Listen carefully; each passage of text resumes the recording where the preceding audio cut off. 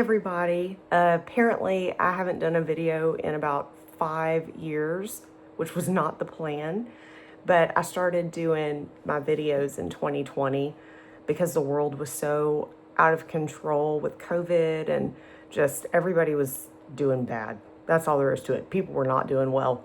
And I thought it'd be a chance to kind of add a little light, a little humor to a situation that was really difficult to navigate. So I was doing these videos and I got a lot of good feedback, but in 2021, my dad was diagnosed with T-cell lymphoma, which is a very rare blood cancer. And my dad and I were very, very close. He was my best friend, really. We talked on the phone every morning for close to 20 years. And so when he was diagnosed with cancer, there was a lot of stress. That's not even a strong enough word. It was terrible. It was terrifying. And there were a lot of calls to 911 and a lot of trips to the hospital and chemo treatments and meetings with doctors and just, clamoring, trying to find specialists who knew how to treat this disease. So on September 13th, 2022, my dad passed away. And it was the worst experience of my life. I have never experienced that type of loss. And I know that we expect to bury our parents, which is a hard thing to think about, but that's something that's, the reality that most people face, that eventually your parents pass away and you have to make decisions about how you want to remember them and all that. But my dad was still going to work and he was doing pretty well. I mean, it was just a few days before he died that he was very weak, but, cognitively for the most part, he was presenting like a person that was still going to make it. And just 1 week before he died, we met with a specialist who assured us that his window for a cure had not closed. And, he was very hopeful. So when my dad passed, it was such a shock and it totally wrecked me. So that whole first year, after he died, it's like I was in a fog, and there's so much more to it than just denial. I mean, it's like you're constantly grabbing for your phone, wanting to call him in the morning like you always have, or during the holiday season, all you can really focus on is that empty chair where he used to sit.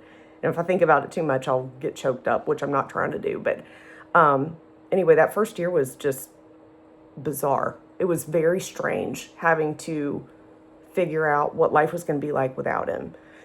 And the second year, I think I was learning to accept, okay, this is our new normal.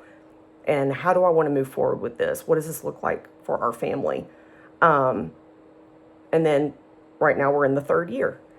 And I'm just now starting to feel a little bit more like myself. So when I say it wrecked me when he passed, I mean, it really changed everything about my life.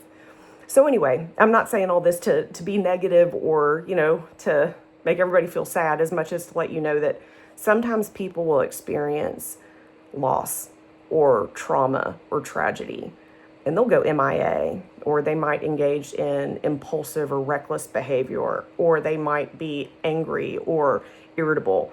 Yet you don't know how people are going to react to something difficult until it happens, So anyway, I'd kind of like to revive this show. I don't know that it's always going to be funny, and I love making people laugh, and I think that there's nothing better in this world than being able to laugh about things and to joke and, find the humor in situations.